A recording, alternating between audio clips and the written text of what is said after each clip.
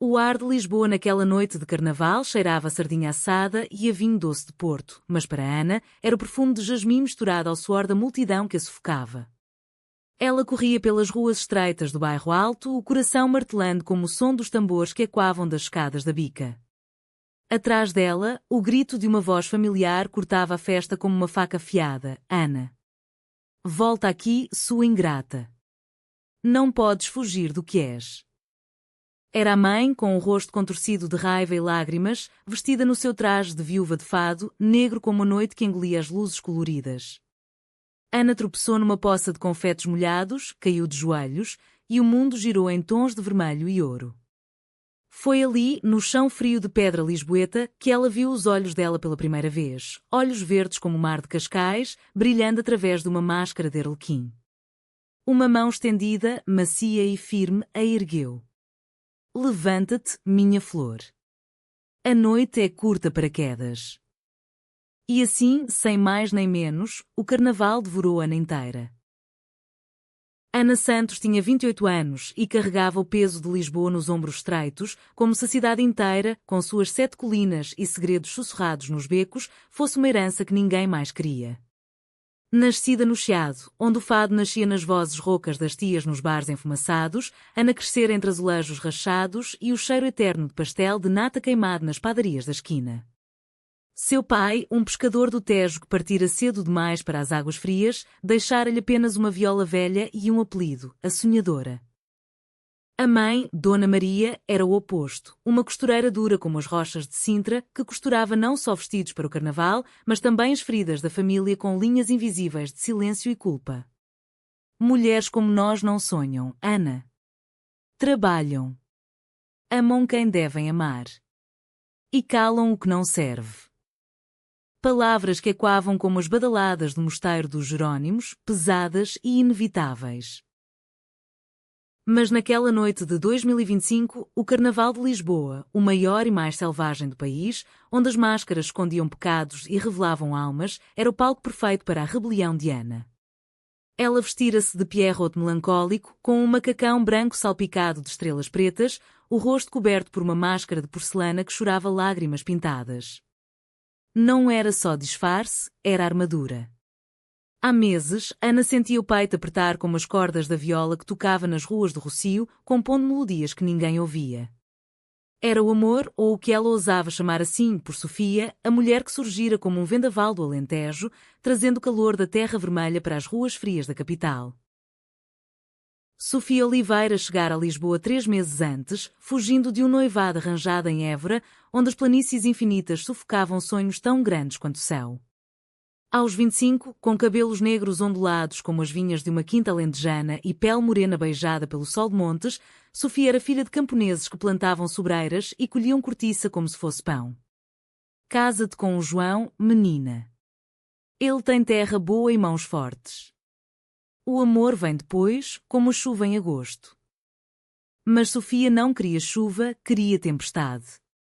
Ela estudava agora na Universidade de Lisboa artes plásticas, pintando murais que capturavam a essência de Portugal, os azuis do oceano, os vermelhos das papoulas, os verdes escondidos nas sombras das oliveiras. E foi num ateliê abafado, cheirando a terbentina e sonhos inacabados, que seus olhos se cruzaram com os de Ana pela primeira vez. Ana tocava viola ali, contratada para animar as sessões de pintura noturnas. Seus dedos dançavam nas cordas, evocando modinhas antigas de Coimbra misturadas a toques modernos de Lisbon Indie. Sofia parara, pincel na mão, e sussurrara: Isso. Isso é o som do Tejo à meia-noite. Daquele momento, nasceram conversas roxas nas escadas da Sé, passeios pelo Jardim da Estrela onde as flores de buganvília caíam como confetes de verão e toques acidentais que queimavam mais que o sol de Belém. Elas riam de anedotas sobre santos milagrosos e bruxas de trás-os-montes, partilhavam fatias de broa com chouriço nas feiras da moraria e Ana ensinava Sofia a dançar o vir ao som de concertinas imaginárias. Mas o amor, esse bicho traiçoeiro, espreitava nas sombras. Beijos roubados no escuro do elevador de Santa Justa, promessas sussurradas contra o vento salgado do cais das colunas. Tu és a minha Lisboa secreta, Sofia. Cheia de surpresas e perigos. Contudo, o mundo não era um conto de fado romântico. Dona Maria descobrira tudo numa tarde chuvosa de novembro, quando encontrou uma carta de Sofia escondida no bolso de Ana, palavras de amor escritas em tinta vermelha, como sangue fresco. Mulher com mulher? Isso é pecado dos antigos, filha. Aqui em Portugal, nós honramos a Virgem e a família, não essas aberrações do Norte. Gritara ela, os olhos flamejantes como as fogueiras de São João. Ana fugira para as ruas, o coração em farrapos, jurando nunca mais voltar. Mas o carnaval aproximava-se, e com ele a tradição implacável. Todos deviam participar, mascarados ou não, para exorcizar os demónios do ano velho. Ana aceitara o convite de Sofia para a grande parada no Largo do Carmo, prometendo-se que ali, entre as multidão e as máscaras, confessaria tudo, o medo, o desejo, a ânsia de um futuro juntas. A noite caía como um manto de veludo negro sobre Lisboa. As ruas do Chiado fervilhavam de vida, domínios de rei e rainha em tronos improvisados de flores e plumas, grupos de foliões vestidos de sardinha gigante ou de fantasmas do Marquês de Pombal, o ar carregado de risos e do aroma picante de ginginha quente. Ana descia a Rua Garrete, o coração acelerado, quando o destino, ou o azar, que em Portugal andam de mãos dadas, a atingiu como um raio. Dona Maria surgira do nada, vinda de uma taberna onde afogava mágoas em copos de aguardente. Ana! Para! Não me envergonhes mais. O confronto fora brutal, palavras como chicotadas, acusações de ingratidão, de trair o sangue dos santos, de manchar o nome da família perante os vizinhos que já cochichavam nas varandas com vista para o Tejo.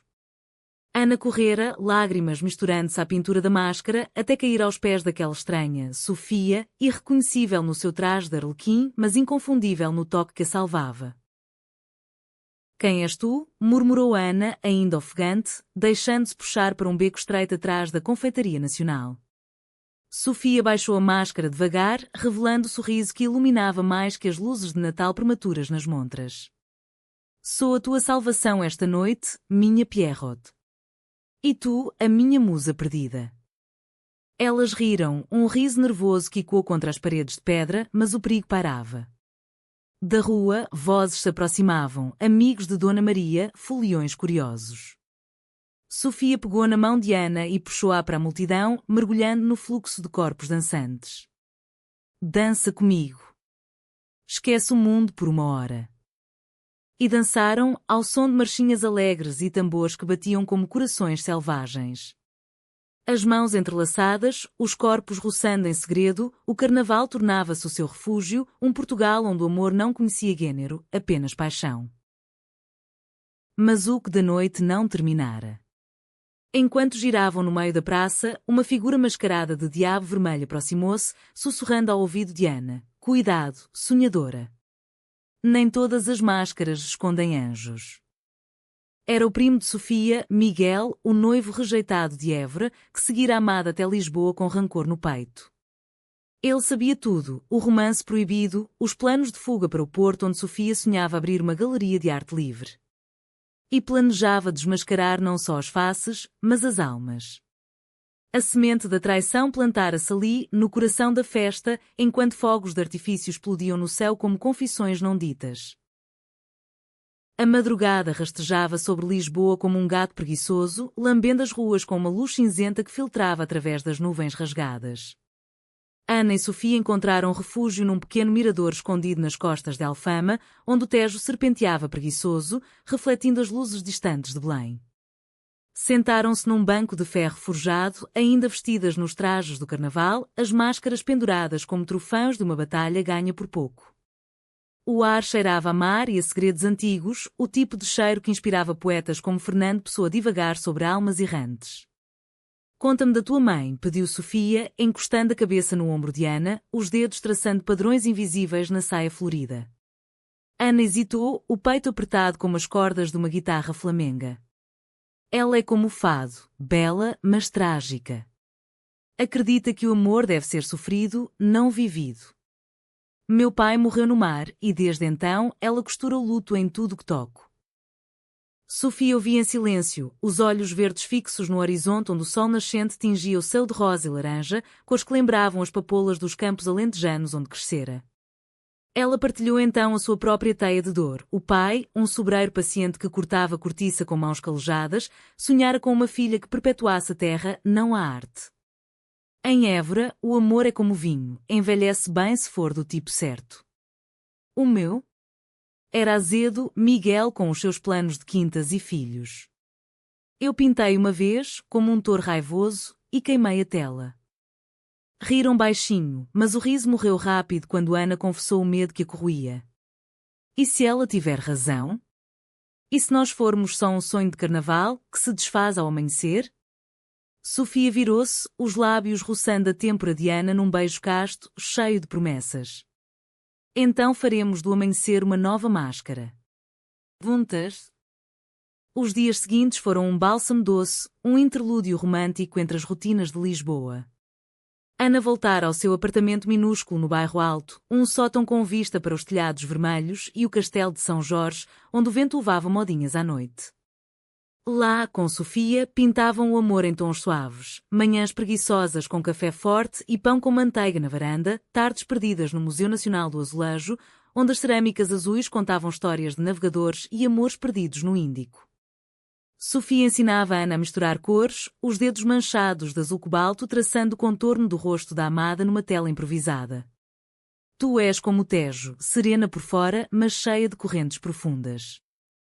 Ana respondia com canções na viola, adaptando versos de Amália Rodrigues para elas, estranha forma de vida de te quereres assim de te quereres a ti. A cultura portuguesa tecia-se nelas como uma tapeçaria antiga. Num domingo de sol, subiram ao mirador da Senhora do Monte, levando uma garrafa de vinho verde fresco e queijos de serpa embrulhados em pano. De lá, Lisboa estendia-se como um mapa vivo, a baía reluzente, os elétricos amarelos serpenteando as colinas, o som distante de um acordeão na feira de relógio do Carmo. Olha, ali é onde Camões perdeu o olho por amor, apontou Ana, e Sofia riu, traçando com o dedo o caminho imaginário de um beijo. Mas o idílio tinha fendas. Cartas de Dona Maria chegavam, perfumadas de lavanda e veneno. Volta, filha. O padre diz que é a ilusão do demónio. Há um rapaz bom na paróquia, com emprego no estaleiro. Ana rasgava-as, mas as palavras ficavam como fantasmas. E então veio Miguel, o diabo vermelho do carnaval, materializando-se como uma praga bíblica. Ele instalara-se em Lisboa sob pretexto de um curso de enologia na Universidade Nova, mas os olhos castanhos ardiam de ciúme. Encontrou Sofia numa tarde de chuva miúda no Chiado, onde ela comprava tintas na papelaria.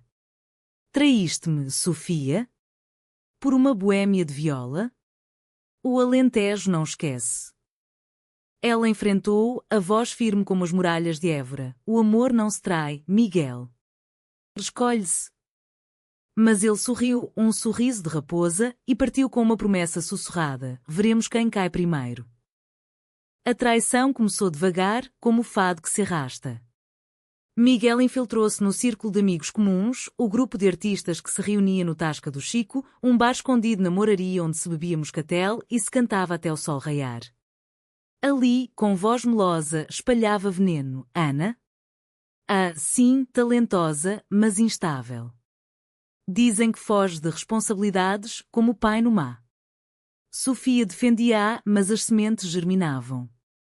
Uma noite, durante uma sessão de fado improvisada, Miguel convenceu um amigo bêbado a brincar com Ana, empurrando-a contra a parede num abraço forçado.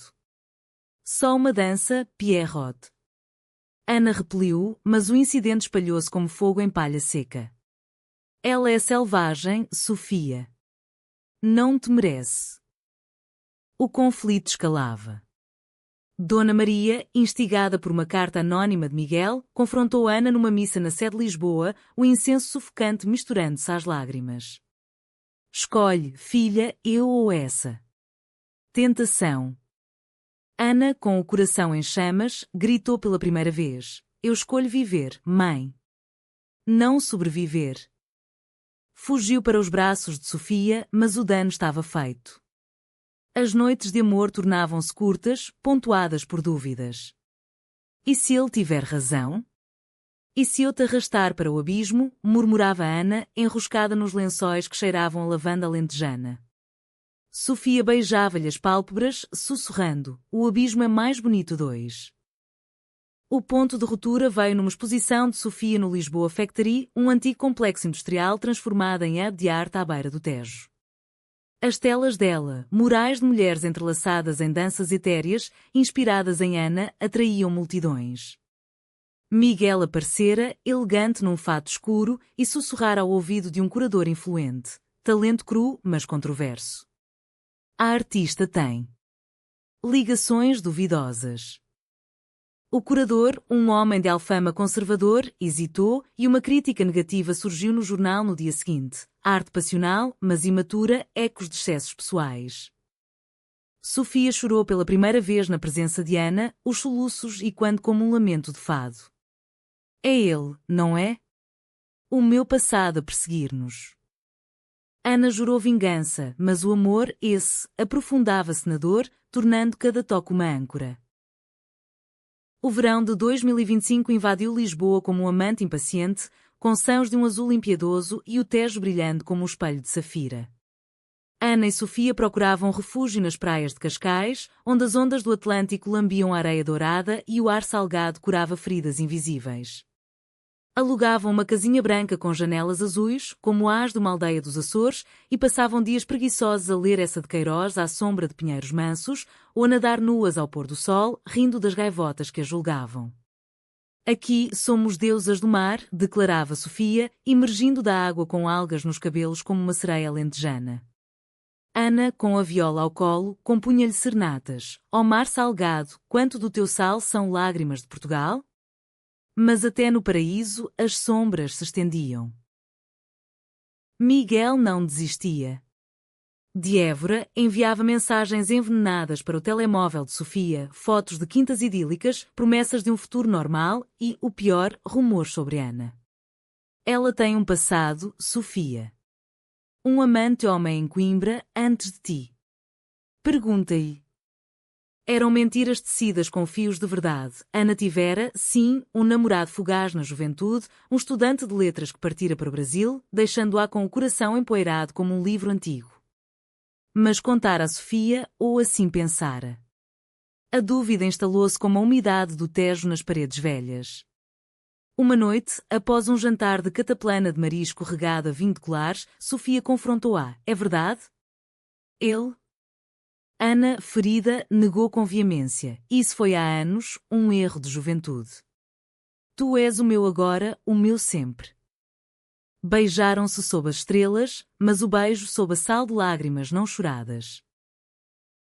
De volta à cidade, o conflito familiar de Ana explodia como um petardo de São João. Dona Maria, enfraquecida por uma gripe que a confinou à cama no quarto apertado do Chiado, chamara a filha para uma reconciliação forçada. Eu perdoo-te, Ana. Mas larga essa ilusão. Volta para casa, casa-te com o Manuel do estaleiro. Ele é bom povo, católico. Ana sentara-se à beira da cama, o cheiro de sopa de poções e linho lavado sufocando-a à mãe. O amor não é um contrato de casamento. É como o fado, vem da alma, não da tradição. Dona Maria virara o rosto para a janela, onde o castelo de São Jorge vigiava como um guardião silencioso. Então vai-te, filha. Mas lembra, em Portugal, as mães enterram os sonhos das filhas, não o contrário. Ana saíra dali com o peito rasgado, correndo para Sofia, que a esperava com um abraço de azevinho. O romance delas florescia na adversidade, humanizando-as como as histórias de José Saramago, onde o amor é um ato de resistência. Exploravam os cantos escondidos de Lisboa, o jardim botânico tropical em Belém, onde orquídeas exóticas sussurravam segredos de mundos distantes. O mercado da Ribeira, agora um fútbol vibrante, onde provavam tapas de bacalhau e dançavam ao som de DJS que misturavam morna cabo-verdiana com fado elétrico. Sofia pintava retratos de Ana à luz da lua, capturando a curva vulnerável do pescoço, os olhos castanhos que guardavam tempestades. Tu és a minha obra-prima, imperfeita e eterna. Ana respondia com poemas rabiscados em guardanapos de cafés. Nas tuas mãos, Lisboa torna-se paraíso e o Tejo, um rio de mel. Mas a traição de Miguel culminava num golpe baixo. Ele contactara Dona Maria diretamente, enviando fotos granuladas, tiradas às escondidas no mirador de Alfama, de Ana e Sofia de mãos dadas, rindo sob as luzes. Veja, senhora. Sua filha vive em pecado. Salve-a antes que seja tarde. Dona Maria, num misto de fúria e desespero, invadiu o apartamento de Ana numa manhã de setembro, enquanto Sofia ainda dormia. Arrombou a porta com a ajuda de um serralheiro da vizinhança e o confronto foi um furacão. Saia daqui, sua devassa.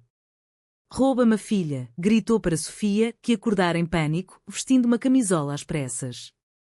Ana interpôs-se, os punhos cerrados. Mãe, chega. Ela é o meu amor, não o meu crime. A briga ecoou pelo prédio, vizinhos espreitando das escadas como corvos. Sofia, chorando, pegou nas malas e fugiu para a rua, deixando Ana sozinha com a mãe que agora soluçava no chão. Eu só queria proteger-te. Do mundo que nos quebra.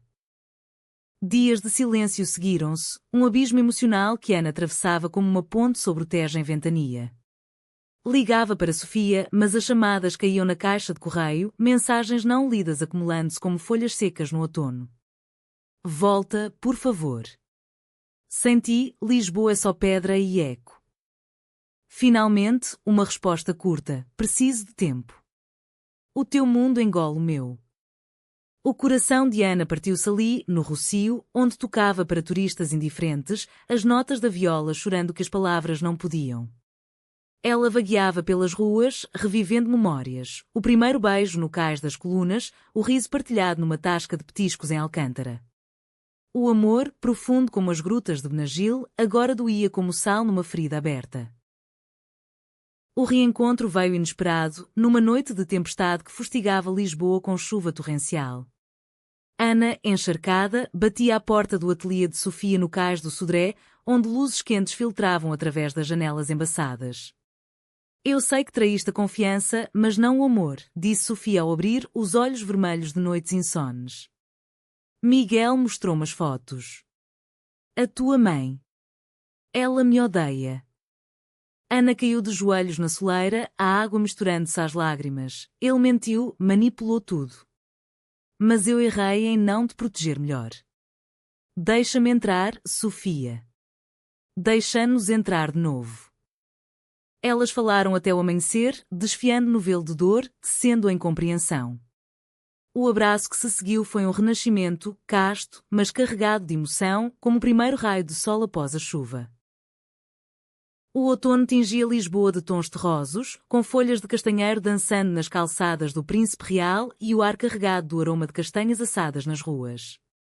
Ana e Sofia, reconectadas pela frágil ponte da honestidade, decidiram enfrentar o vendaval juntas.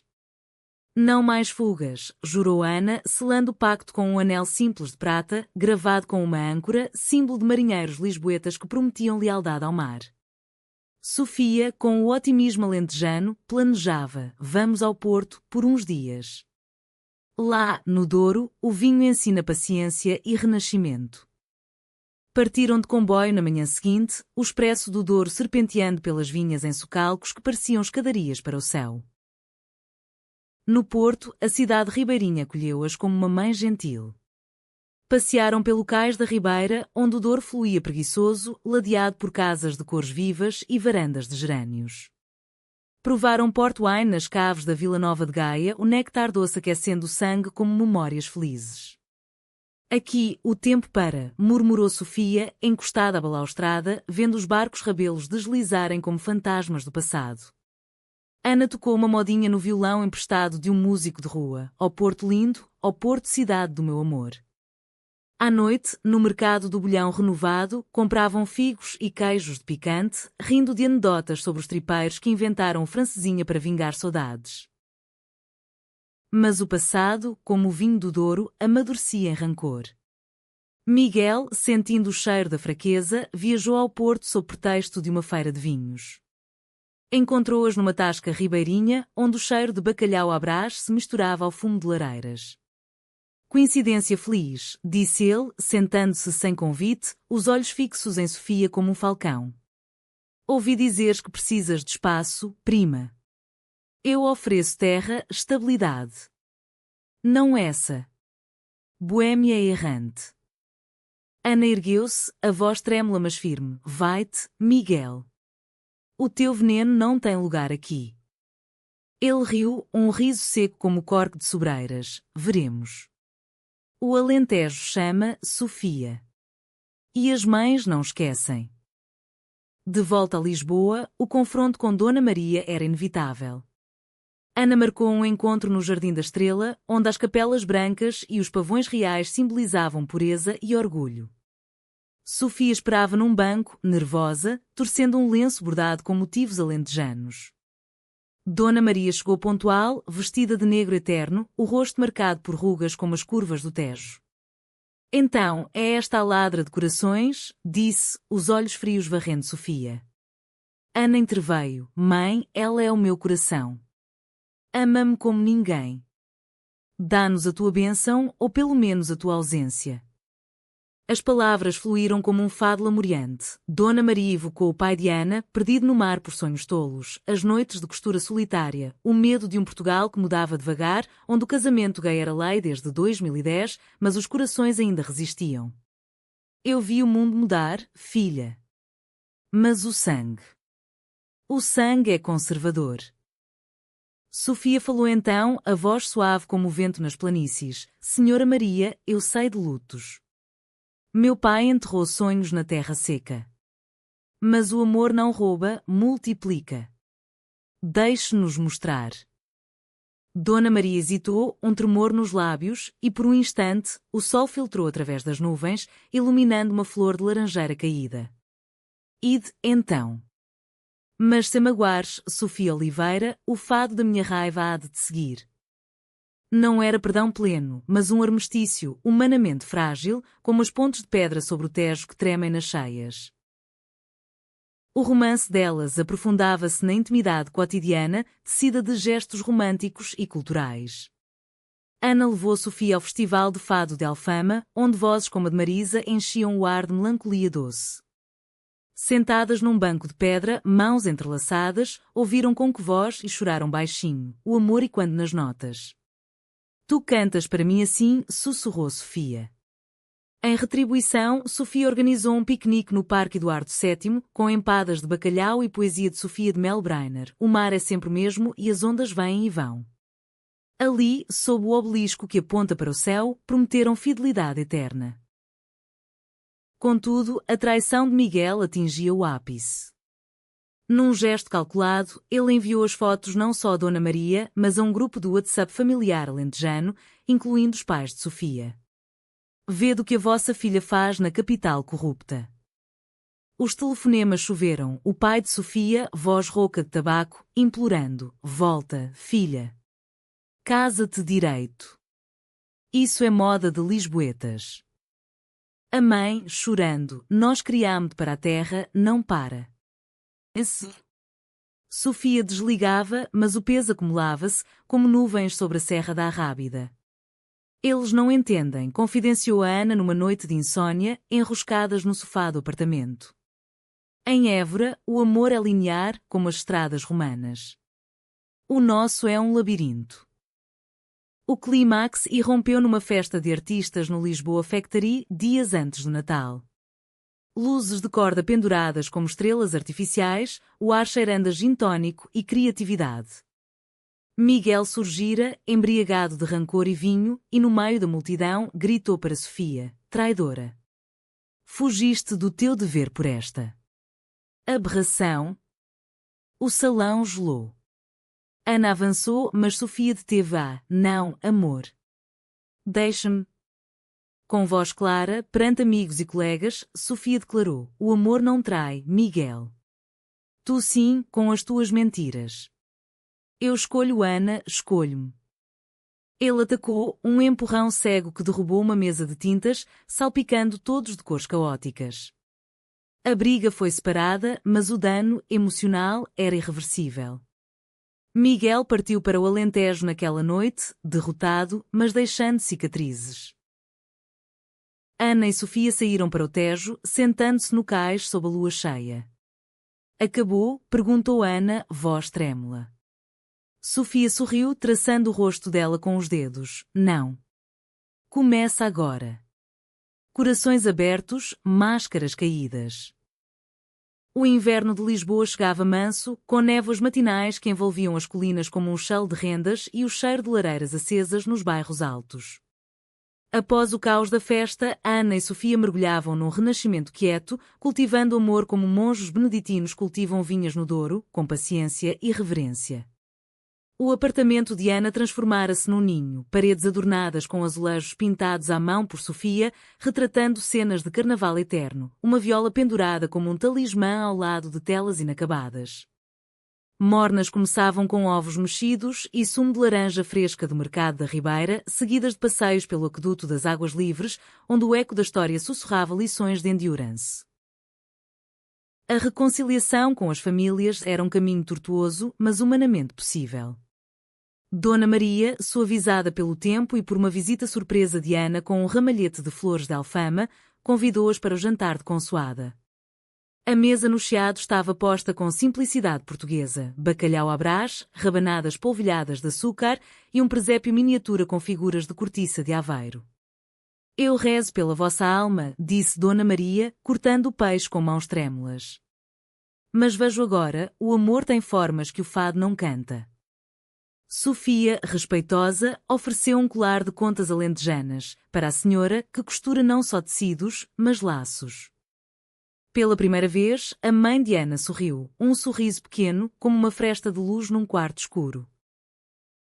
No Alentejo, os pais de Sofia cediam devagar.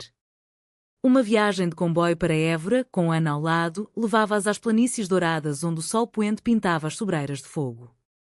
O pai, Manuel, esperava na estação com um chapéu de palha e olhos céticos. Então, és tu a que roubou a minha pintora? Ana, nervosa, ofereceu uma composição na viola, uma rancheira adaptada, evocando as estrelas do céu alentejano. Eu não roubo, senhor. Guardo. A mãe, Teresa, cozinhava uma açorda alentejana fumegante e durante a refeição, sob o céu cravejado de estrelas, partilharam histórias, de colheitas perdidas na seca, de amores jovens frustrados pela terra. O mundo muda como o Alentejo após a Revolução, admitiu Manuel. Se te faz feliz, filha. Aceitamos. Lágrimas caíram como chuva de verão, lavando rancores. O amor delas, agora profundo como as raízes de uma oliveira centenária, manifestava-se em gestos românticos enraizados na alma portuguesa. Num dia de São Valentim chuvoso, Sofia surpreendeu Ana com um piquenique no castelo de São Jorge, queijos de azeitão, azeitonas de moraria e uma garrafa de moscatel de Setúbal. Sob os pavilhões de laranjeiras, leu poemas de Florbela Espanca, Eu sou aquela que vai no vento como uma flecha. Ana respondeu com uma dança lenta, ao som imaginário de uma concertina, os corpos movendo-se em harmonia como as marés do Tejo. Tu és o meu vento, Sofia. Leva-me para onde quiseres. Contudo, resquícios de conflito persistiam. Amigos divididos pelo escândalo de Miguel, alguns leais, outros distantes, testavam a resiliência. Uma exposição conjunta no MAT, o Museu Moderno à beira do rio, tornava-se palco de julgamento. As obras de Sofia, agora infundidas com elementos de Ana, violas estilizadas, máscaras caídas, atraíam elogios, mas também sussurros. Arte provocativa, sim, mas pessoal demais. Ana tocava ao vivo, as cordas vibrando com emoção crua, e na plateia, Dona Maria aparecia pela primeira vez, aplaudindo timidamente. Foi um triunfo quieto, um passo para a aceitação social num Portugal que, apesar das marchas do orgulho em Lisboa, ainda guardava bolsões de conservadorismo nas províncias. O ápice emocional veio numa viagem às Ilhas da Madeira, um presente de aniversário para Sofia. O arquipélago, com suas levadas serpenteantes e flores eternas, era um paraíso subtropical que contrastava com a austeridade continental. Caminharam pelas veredas de laurel, mão na mão, o ar perfumado de eucaliptos e segredos. Num mirador sobre o Atlântico, com o sol mergulhando no horizonte como uma romã madura, Sofia ajoelhou-se. Casa comigo, Ana. Não por lei, mas por alma. Seja nosso carnaval eterno. Ana, lágrimas nos olhos, aceitou com um beijo que selava destinos. Sim, minha Arlequina. Máscaras caídas, para sempre.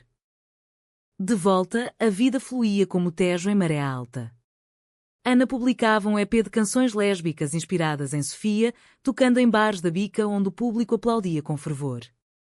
Sofia abria uma galeria no Chiado, corações abertos, expondo artistas queer com toques culturais, azulejos pintados com cenas de amor antigo, inspirados em Safo reinterpretada em fado.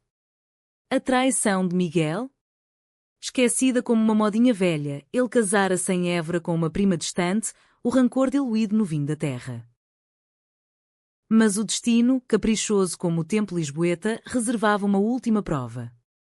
Dona Maria adoeceu gravemente, um infarto silencioso, como o fado que se arrasta. No hospital de São José, com o cheiro de desinfetante misturado a orações, Ana e Sofia velavam-na. Perdoa-me, mãe, sussurrou Ana. Dona Maria, fraca mas lúcida, apertou as mãos delas. Eu que peço perdão. O amor é maior que o medo. Morreu ao amanhecer, com um sorriso, deixando um testamento, a casa no Chiado para Ana e uma carta para Sofia. Cuida da minha filha. És família agora. O funeral, numa capela de Alfama, foi um lamento coletivo, fado tocado por amigos, flores de jasmim alentejano no caixão. Ana chorou, mas no abraço de Sofia encontrou força. Ela abriu o coração no fim, disse. Como nós. A primavera de 2026 desabrochava em Lisboa com fúria floral, jacarandás roxos pintando as ruas do Saldanha e o ar vibrando com o zumbido de abelhas nos jardins do Torel. Ana e Sofia, agora casadas numa cerimónia íntima no cartório do Civil com testemunhas de fado e arte, navegavam o luto com graça humanista. A casa de Dona Maria tornara-se o seu santuário, paredes e quando com viola e pinceladas frescas, um altar improvisado com fotos da mãe, jovem, rindo num carnaval antigo, ao lado de garrafas de Porto empoeiradas. Ela velará por nós, dizia Sofia, acendendo uma vela de São Jorge toda sexta-feira, dia de fado. A vida romântica delas amadurecia em camadas, como vinho de Dão. Viagens curtas ao Algarve, onde praias de falésias vermelhas testemunhavam piqueniques de sardinha assada e beijos ao pôr do sol, fins de semana em Sintra, explorando palácios de contos de fadas, onde as brumas escondiam amantes como elas. Ana compunha um álbum completo, Máscaras do Tejo, com faixas que misturavam fado lésbico e eletrónica portuense, lançado num concerto no Music Box da Cais do Sodré. Sofia, ao seu lado no palco, pintava ao vivo traços de amor em tela grande, projetados como auroras.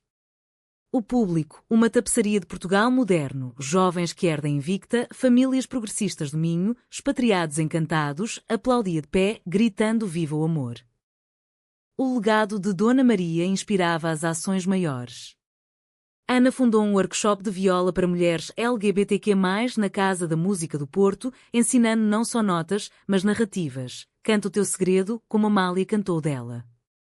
Sofia expandia a galeria para Évora, pontes abertas, expondo artistas alentejanas que desafiavam tabus, murais de vinhas entrelaçadas como amantes, azulejos de mães abençoadoras. Os pais de Sofia, agora avós honorários de sonhos, visitavam, trazendo cestos de figos e histórias de colheita. O Alentejo aprende devagar, mas profundo, dizia Manuel, abraçando Ana como filha. Conflitos residuais dissolviam-se na corrente do tempo. Miguel, transformado pelo casamento e pelo nascimento de um filho, enviou uma carta de paz. Errei por ciúme. Felicidades. Sofia perdoou, queimando a carta num braseiro de praia em Comporta, as cinzas levadas pelo vento como liberação. Amigos reconquistados enchiam as noites, jantares na Time Out Market com petiscos de todo o país, danças no bairro alto onde o vira se misturava a quizomba africana. O clímax final, não de dor mas de êxtase, veio no carnaval seguinte, o ciclo completando-se como as estações portuguesas. Vestidas de deusas mitológicas, Ana de Afrodite com conchas e plumas, Sofia de Perséfone com flores e véus, marcharam na parada do Chiado, mãos dadas perante milhares. O ar pulsava com tambores e risos, confetes caindo como bênçãos. No Largo do Carmo, sob o céu estrelado, Ana subiu a um coreto improvisado e cantou uma nova modinha. Nas máscaras caídas, corações se abrem em Lisboa eterna, o amor renasce. Sofia juntou-se, voz harmonizando, e a multidão, um Portugal unido em diversidade, ergueu vozes em coro. Anos depois, com uma filha adotiva correndo pelos becos de Alfama, Ana Sofia contariam a história como um fado luminoso, de quedas e levantes, traições e perdões, num país onde o Tejo carrega segredos para o mar. O amor delas, humanamente imperfeito, era o verdadeiro carnaval, máscaras desmascaradas, almas expostas, Portugal renascido no abraço de duas mulheres que ousaram sonhar. E assim, sob as luzes eternas de Lisboa, os corações continuavam a abrir-se, um compasso de cada vez.